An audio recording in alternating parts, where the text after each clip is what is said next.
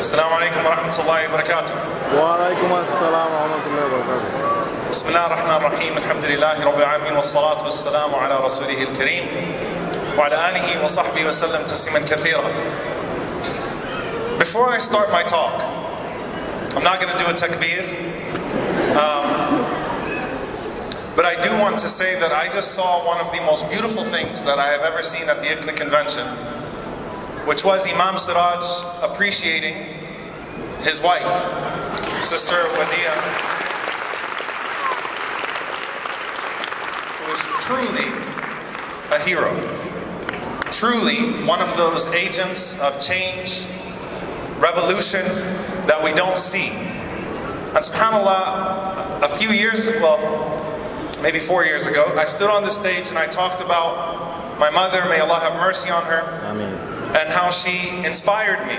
And it's been 10 years since she's passed away. And how everything that I do, I consider it to be from her hasanat.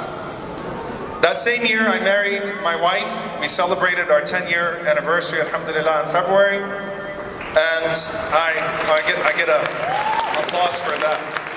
I guess if you make it 10 years now, it's special, right?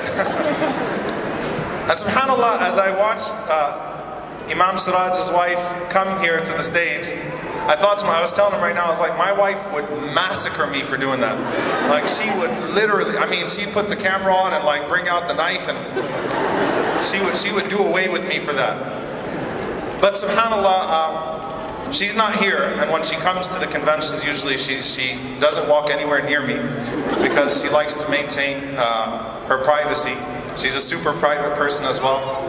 But I do ask your dua for her, because truly we would not be anywhere or be able to do anything without the loving support of our spouses. So may Allah bless her and elevate her, and may Allah subhanahu wa ta'ala reward her for putting up with me. With that being said, I want to give you all an image. The image is a family in Mecca. The father passes away before the child is born. As the son of this woman is born, she starts to take her child to the wet nurses of Mecca to see if anyone would breastfeed her child, as was the custom of the Arabs in Mecca.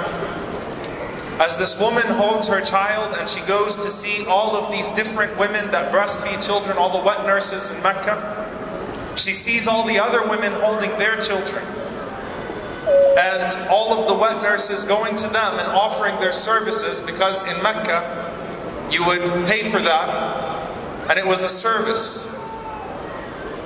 And she's left holding her child while all the other children have been taken. And she's saddened by that. And only one woman sees value in that child.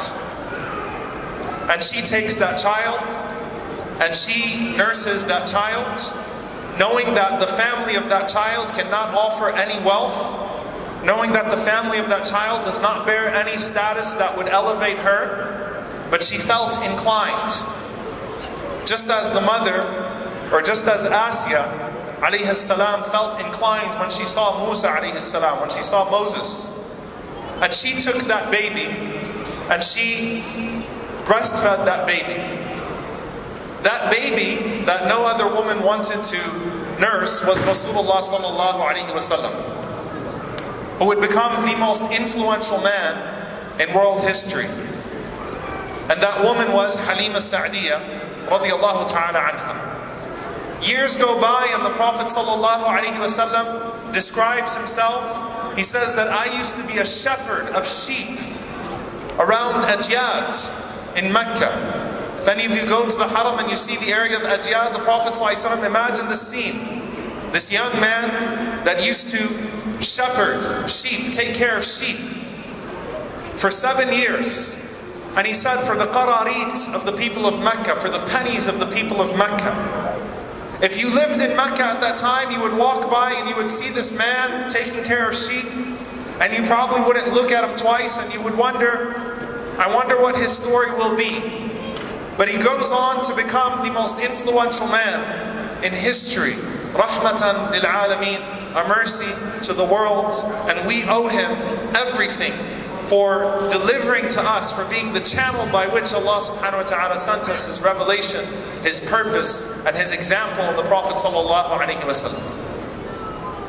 I want you to imagine Abu Bakr radiallahu ta'ala anhu, when he was freeing this rebellious slave, Bilal ibn Rabah, who was saying, Ahadun Ahad, one, as he was being tortured to death. And when Abu Bakr radiallahu ta'ala anhu goes to purchase the freedom of Bilal radiallahu ta'ala anhu, he tells his master Umayyah ibn Khalaf, how much for him? And he says 10 dirhams. Abu Bakr radiallahu anhu says, deal. He gives him that 10 dirhams and he frees Bilal radiallahu ta'ala anhu. And Umayyah says to Abu Bakr in front of Bilal, these are his parting shots. He says that if you would have negotiated with me for a bit, I would have given him to you for 1 dirham. He's not even worth $1. If you would have just negotiated a bit, I would have given you the slave for 1 dirham. And Abu Bakr radiallahu ta'ala anhu says, with Bilal standing next to him, our master, freed by our master, as the companions used to call him. Abu Bakr says, Wallahi, if you would have mandated 100 dirhams, I would have still given you 100 for him.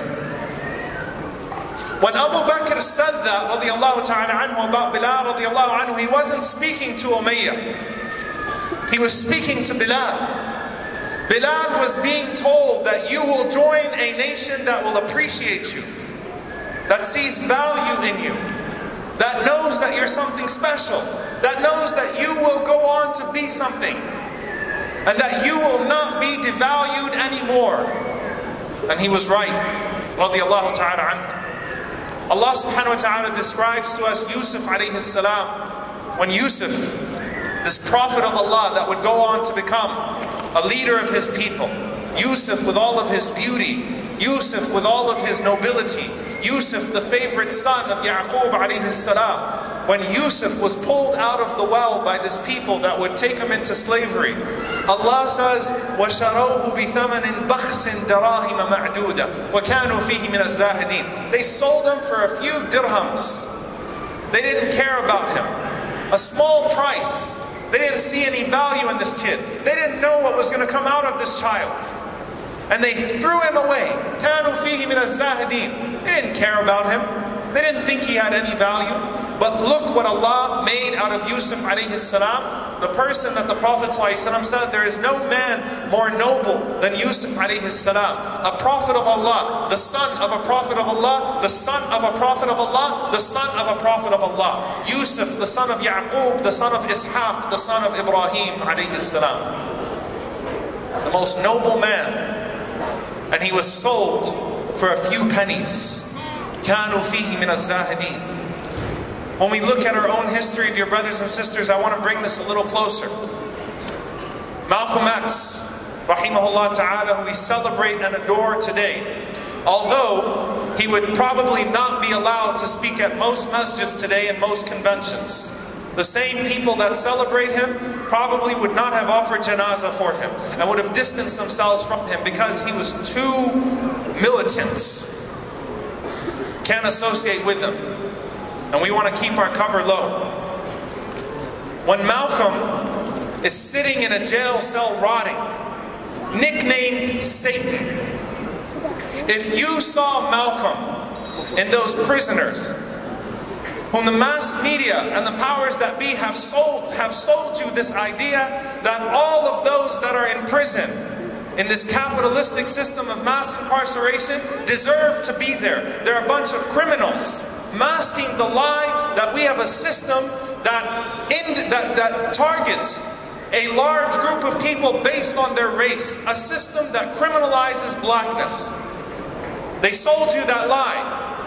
If you were to see Malcolm, nicknamed Satan, in prison, what would you say about him? Would you give him a chance?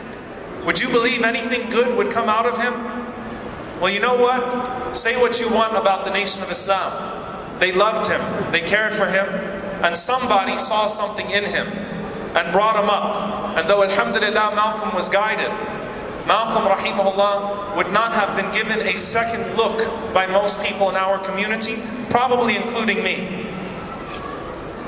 Muhammad Ali rahimahullah ta'ala, who famously said that if I wasn't a boxer, I would be just another Negro that no one would care about.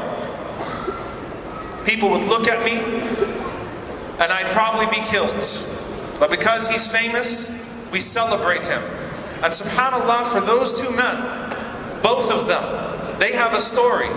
Malcolm rahimahullah, when he was a kid and he sat in his classroom, his teacher told him what? You're not fit to be a lawyer. You should be a carpenter. Something that's more suited for your race. And Malcolm rahimahullah internalized that and swallowed it and used that to be determined for his entire life that he would prove her wrong. And boy did he prove her wrong. Thank you to that teacher that challenged a man like Malcolm rahimahullah ta'ala, where he felt compelled to overcome that stereotype, overcome that dismissal, and become a champion for justice, and a champion not just for the Muslim community, but a man that would remind America of what it's supposed to be if it truly wants to be great. Muhammad Ali, thank God someone stole his bike when he was a kid. Thank you, whoever that person was. I don't know if he's alive, but whoever that was that stole his bike, thank you. Because Muhammad Ali, when he had his bike stolen, that's when Cassius Clay, who would become Muhammad, decided that he would learn how to box. Sometimes it's conditions that create great people. Sometimes it's conditions that make revolutions, not people. Now the problem is, dear brothers and sisters, that oftentimes we wait until people become great and rise to greatness and rise to fame for us to claim them, for us to say that we were there all along. We are like that absent parent that neglected their child their entire lives, but once they made it big, I'm here, son. I'm here, my daughter.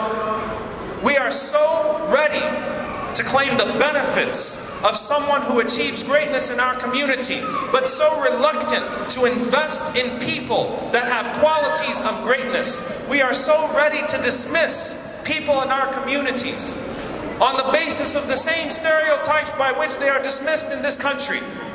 But we are so ready to ride the wave and to jump on the bandwagon when they make it big. If you were driving on the street corners of Brooklyn, and you saw someone on the corner holding newspapers named Jeffrey Curse, would you have given him a second look? Anyone know who Jeffrey Curse is? Imam Siraj Wahaj. I know your name, Sheikh. I know I've studied your life obsessively. All right? May Allah bless you.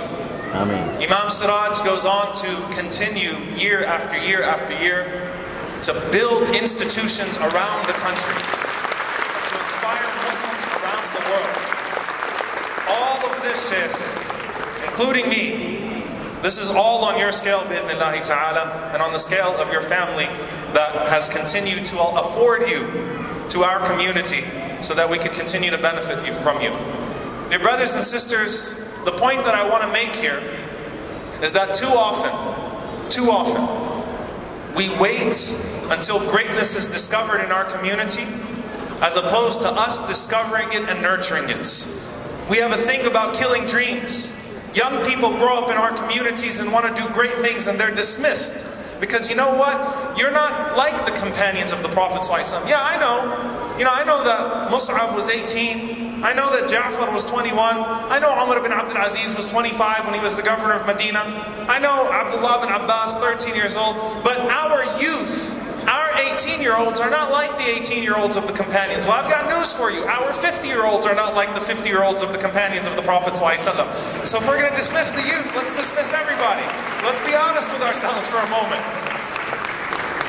We have a tendency to kill dreams and to wait for people to find their greatness despite their Islam instead of their Islam.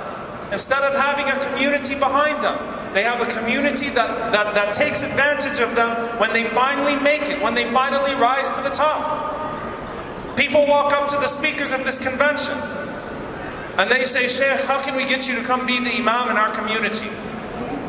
We want a celebrity imam. We want an imam who's famous. And you know what? In the process of that, you are neglecting the gems of local scholars in your communities. The wealth of local scholarship in your communities that have a lot more knowledge than me and that have a lot more mentorship to offer, just because they're not famous. And once they make it once they make it big, once they get discovered, then people are going to go up to them and say, Sheikh, how do we get one of you for our masjid? Our sisters who bear the brunt of Islamophobia, like our sister in Milwaukee, who have to walk these streets every single day and deal with the anxiety of this environment, of this bigotry, who have to deal with all sorts of verbal abuse and sometimes, unfortunately, physical abuse. And the only thing they get from our community is a basement in the masjid or a smelly room. How do we expect to inspire our sisters to continue to face this anxiety if we're going to continue to relegate them to those spaces? How do we expect that? And someone says, well, Sheikh, we can't do the masjid like the Prophet ﷺ because the women today are different from the women back then. I've got news for you. The men today are different from the men back then too. But we have no problem affording ourselves those spaces. If people find empowerment in other than our religion and our community, then we cannot blame them if we are not offering the beautiful, comprehensive sunnah of the Prophet ﷺ that was able to identify those gems in our midst, those gems in our community, and grow them and nurture them, no matter where they were. If we cannot embody that vision of the Prophet ﷺ, then we should not complain when people buy into another vision. If we're not going to find those gems in our communities and empower those gems in our communities and be a loving and supportive community and nurture greatness, then we cannot complain when those great Muslims that get the absent parents, when those Muslims who make it to the top and the absent parent comes after them and says, brother, please, can you come fundraise for us? Can we use you in our keynotes? Can we benefit from your presence? Don't be mad when they want nothing to do with our community anymore. Because you know what?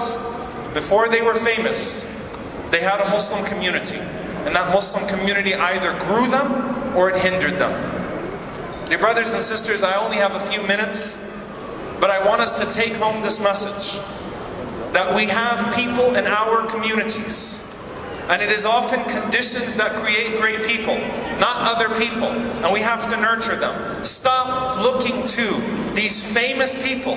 Stop looking to the people on the stage and look at the people that haven't been afforded an opportunity in your community. Stop treating one group of converts differently than you treat another group of converts because you think that this one will get you more celebrated. Stop treating one group of people in our community differently because you think that they can help us assimilate quicker. The Prophet ﷺ recognized that those people around him that were mocked and rejected and dejected by society had greatness inside of them. The Prophet ﷺ recognized that there were some people that were made powerless by the corrupt conditions of Mecca. And that if those people were given the power of Iman and a supportive community, they would rise up to do incredible things. The Prophet ﷺ was told by Allah, وَاصْبِرْ نَفْسَكَ مَعَ الَّذِينَ يَدْعُونَ رَبَّهُمْ بِالْغَدَاةِ وَالْعَشِيِّ يُرِيدُونَ وَجْهَهُ. And be patient, keep yourself patient and persevere with those who call upon Allah day and night. Those are the people that are seeking His pleasure. It is through them that Allah subhanahu wa ta'ala will bring about greatness. So what am I telling you? Stop being insecure about your Islam. Stop being insecure about your faith. It is your faith and my faith that make us great. And if we turn away from our faith, we will be humiliated. As Omar ibn Khattab radiallahu anhu said, نَحْنُ قَوْمٌ أَعَزَّنَا اللَّهُ بِالْإِسْلَامِ وَإِنِ ابْتَغَيْنَا الْعِزَّةَ لِغَيْرِهِ أَذَلَّنَا اللَّهُ. We are a people who were honored by Islam. When we seek it through anything else, when we seek empowerment or honor through anything else, we will be humiliated. Our religion honors us. Our religion is a method of empowerment. And when I was going through those refugee camps on the Syrian border, looking at those children, I thought to myself, which one of these kids is going to grow up to remind the world about the neglect of those people? Which one of those kids is going to grow up out of those conditions and rise up to show that even those conditions could not break them?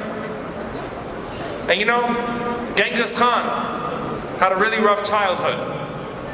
And when he used to go, and the most powerful emperor in history, when he used to go and crush nations, what would he say? I am the punishment of God for your sins. I pray that that's not what happens with one of those children. But instead, bi'idhnillahi ta'ala, those people that you see on the corners of the streets and you look at them with contempt. You look at those homeless people outside in Baltimore and you look at them with contempt. There is greatness in some of those people. Those children in the refugee camps that you look at and you wonder what's going to come out of them. There is greatness in those people. The downtrodden in your communities, those that have faced discrimination in our communities. If you look at them and you take an honest look at them, there is greatness in those people. And bi'idhnillahi ta'ala, if we are able to restore our Islam as a tool of empowerment, as opposed to a hindrance, we will also give birth to a generation like the generation that surrounded the Prophet ﷺ and gave us what we have today.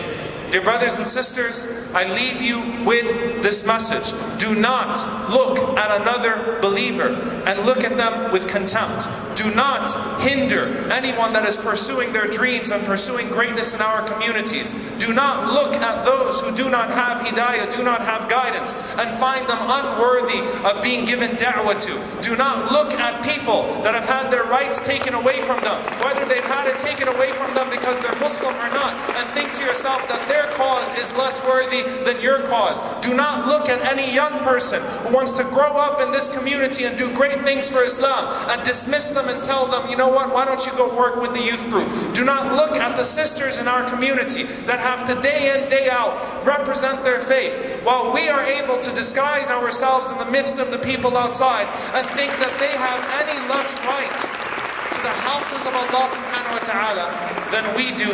May Allah subhanahu wa ta'ala bless this organization. And I'm going to tell you one thing that ICNA does that a lot of people don't know about. You know what ICNA Relief does? ICNA Relief has halfway houses. ICNA Relief does prison da'wah. ICNA Relief makes it a point to reach out to those that have been rejected by society and deemed criminals by the same monster that deems you all terrorists. ICNA Relief has reached out to them. ICNA Relief established a national network of Muslim women's shelters. ICNA Relief has not turned away from those people. And that's why I'm proud of this organization. Jazakumullahu khairan. Wassalamu alaikum wa rahmatullah.